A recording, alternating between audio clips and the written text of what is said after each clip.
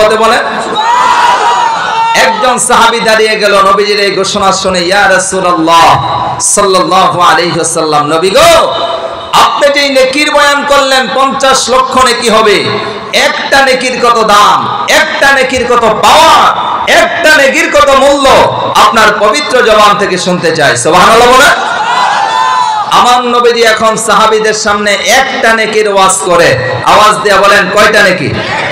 আস্তে নয়, জোরে বলুন কয়টা নেকি? নবীজি আমার কি বলে, একটা নেকির ওয়াজ করতে যাইয়া নবীজি আমার বলেন, সাহাবীরা রে, ওই যে মদিনা শরীফের পাশে উহুদ পাহাড় দেখা যায়, এই উহুদ পাহাড়টা কয়েক মাইল লম্বা, এই উহুদ পাহাড়টা কয়েক মাইল পাশ, এই উহুদ পাহাড়ে যে কত কোটি কোটি মন পাথর আছে আল্লাহ রাব্বুল আলামিন সার কেউ জানে না। ও আমার সাহাবীরা, এই উহুদ পাহাড় যদি সম্পূর্ণ স্বর্ণে পরিণত হয়ে যায়, এই উহুদ পাহাড়ের যত দাম হবে, ছোট্ট মাত্র একটা নেকির দাম আমার আল্লাহর কাছে তার চাইতে কোটি কোটি গুণ বেশি দামি হবে।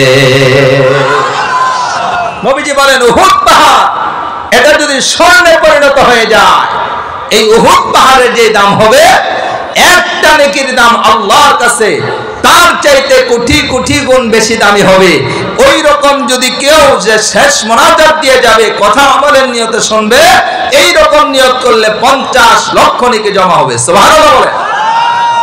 আরেকটা হাদিসের অনুবাদ শোনায়া মূল আলোচনায় চলে যায়। নবীজি আমার বলেন, সাহাবীরা রে,